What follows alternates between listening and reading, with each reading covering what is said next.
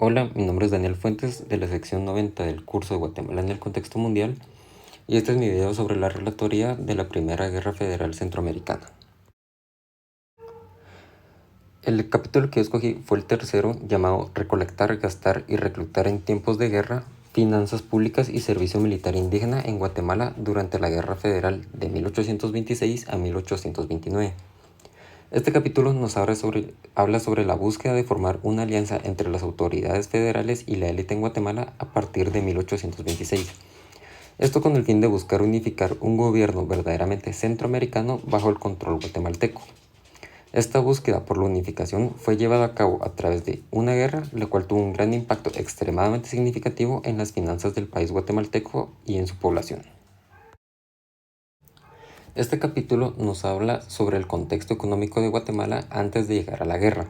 haciendo énfasis en lo frágil y comprometido que se encontraba la economía, monetariamente hablando, del país. La guerra provocó que el Estado impusiera una presión sobre las finanzas públicas, obligando así a que el gobierno encontrara nuevas fuentes de ingresos para patrocinar lo necesario para la guerra. Una de las principales medidas impuestas fue la imposición de préstamos forzosos. Esta estrategia consistía en obligar a ciertos sectores de la población, haciendo énfasis en los sectores más ricos, a prestar dinero al Estado para ayudar a la guerra. Estos préstamos, entre muchas comillas, fueron tomados como una carga injusta, generando así un claro descontento y resistencia entre la población afectada. Fue como un tipo de comunismo, entre muchas comillas, ya que buscaban dejar la economía de la población pareja, por decirlo así, con tal de que apoyaran a la guerra. Además, con el fin de conseguir más ayudas monetarias, añadieron un sistema de impuestos nuevos y recaudaciones extraordinarias para financiar la guerra. Aún así, estas medidas fueron insuficientes para cubrir todos los costos, lo que llevó al gobierno a poner más presión y obligar de maneras mucho más graves y agresivas a la población con tal de que pudieran conseguir ayuda monetaria para poder cubrir todos los costos necesarios para la guerra. Un aspecto muy importante a destacar es cómo afectó a los otros sectores y grupos sociales del país fue el reclutamiento militar, ya que se enfocaron mucho en reclutar mayormente a personas indígenas. Por lo general, la población indígena había sido excluida del servicio militar debido a su clasificación como gente subdesarrollada que no les servían a las personas de los grupos altos socioeconómicamente hablando, más que para el sector agropecuario.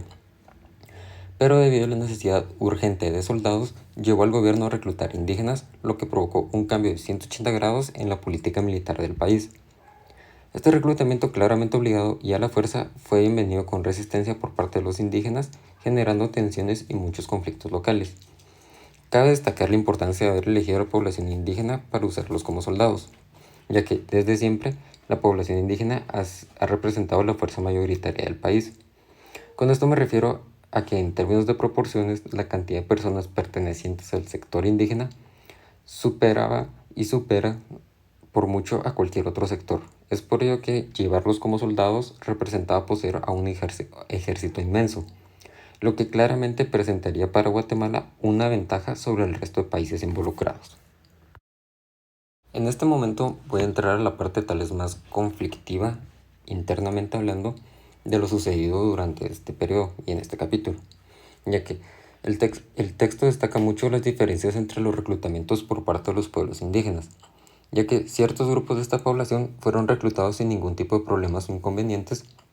mientras que en otros sectores de esta población hubo mucha resistencia, lo que me permite concluir que existió una gran diversidad por parte de las ideologías dentro de la población guatemalteca, independientemente del sector al que se perteneciera.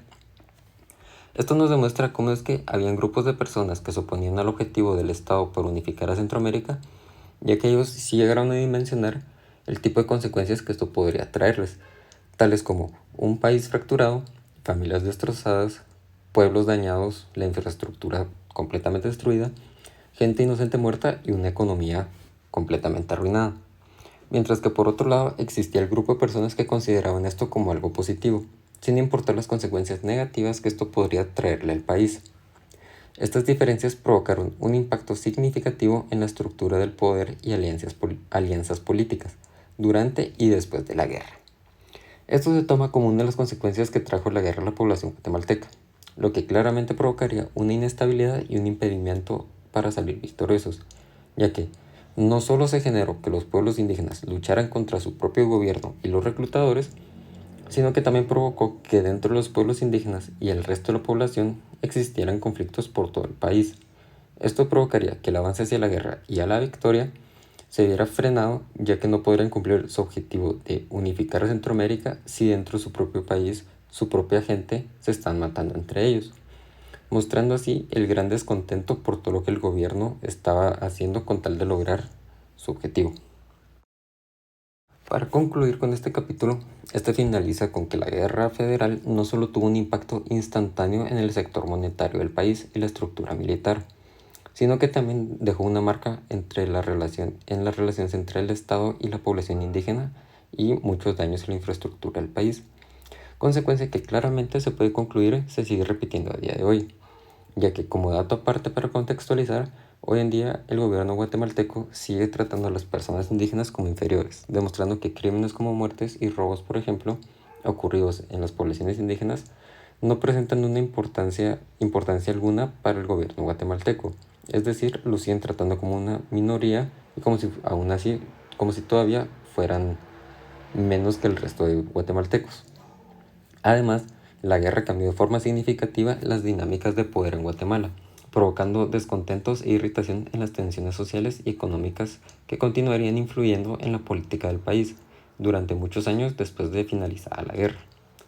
Para finalizar, puedo concluir que la guerra y el tipo de política que hubo en este periodo de tiempo no solo se resolvió en campos de batalla dejando una cantidad incontable de muertos, sino que también en las interacciones sociales y tensiones locales que dejaron una cicatriz que a día de hoy se sigue viendo muy marcada en la región. Para finalizar, espero les haya gustado la manera en la que yo resumí este capítulo y agradezco mucho por su atención.